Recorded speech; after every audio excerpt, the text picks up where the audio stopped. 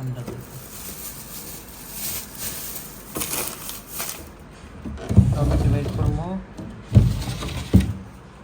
এই যে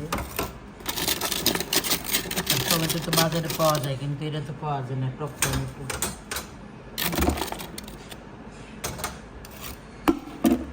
দিচ্ছি, কারণ কিছু লোক মাছ ভাজা খেবো, কিছু কাঁচা খেবো।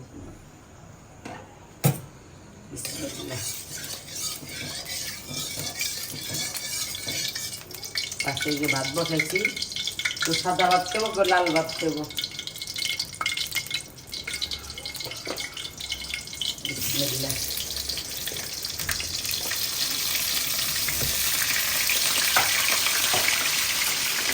দিয়ে দিলাম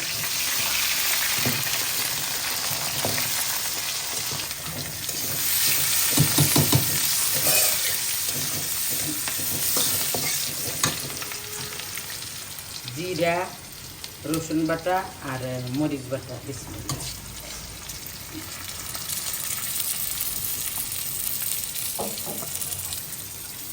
মশলাটা পুড়ে উঠবো, দিয়ে দিতেছি।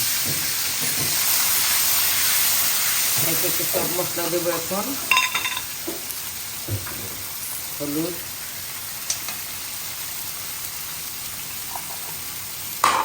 আর যাবে লবণ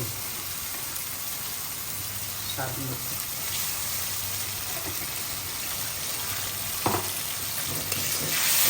এটার ভিতরে আমি টমেটোগুলো দিয়ে দেবো, একসাথে কষানো হয়ে যাবে। কষাতে থাক। দেখো কত সুন্দর কষানো হয়ে গেছে, তেল ছেড়ে আসছে, বুঝতে হবে যে কষানো হয়ে গেছে। আমি কিন্তু তোমাদেরকে রান্না শিখাই না, কারণ আমি যেভাবে রান্না করি ওটাই আমি বলি, ওটাই আমরা যেভাবে খাই ওটাই দেখাই, আমার স্টিল আমি দেখাই। আমি একটু ফলো করি না, আমি তোমাদেরকে শিখাই না। তোমরা আমার পাশে থাকো, আমার ফেসবুক আছে, একটু দেখো, ভিজিট করে এসো। এই যে যেগুলো ভাজি না এগুলো দিয়ে দিলাম, কষানো হবে এটা।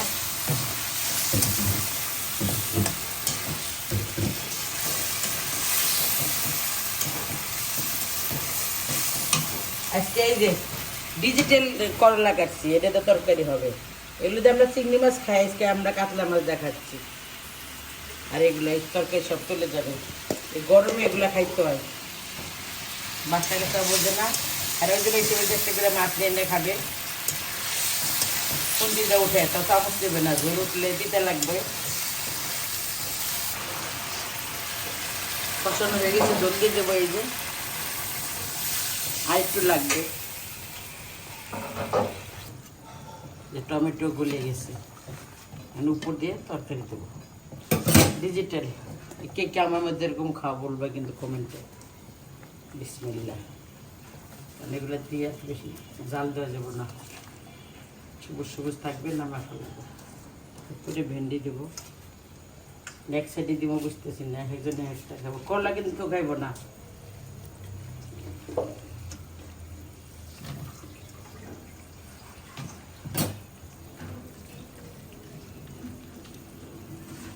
নামানোর আগে লেবু পাতা দিব।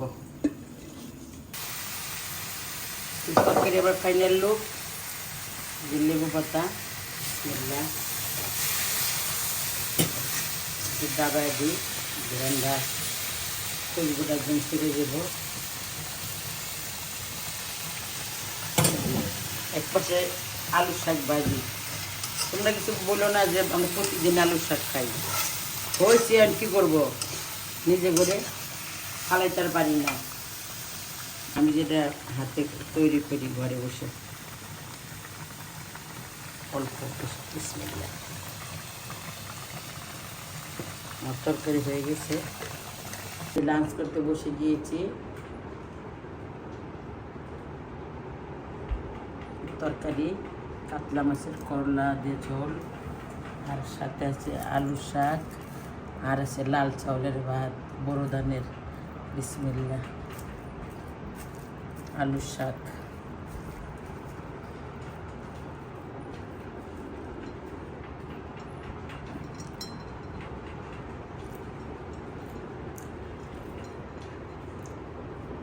শাকটা অনেক মজা হচ্ছে।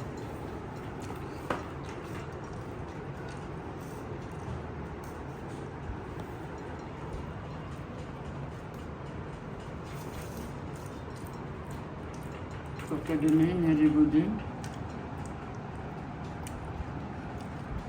এত বড় মাছ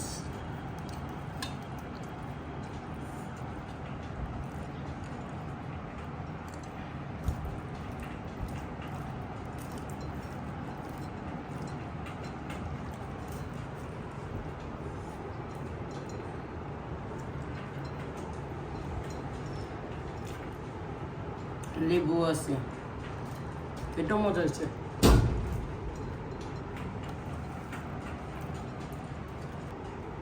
এই ভিডিওটা যদি ভালো লাগে লাইক করবে, কমেন্ট করবে, শেয়ার করবে, সাবস্ক্রাইব করবে, আমার ফেসবুক চ্যানেলে যাবে। আল্লাহ হাফেজ, টাটা।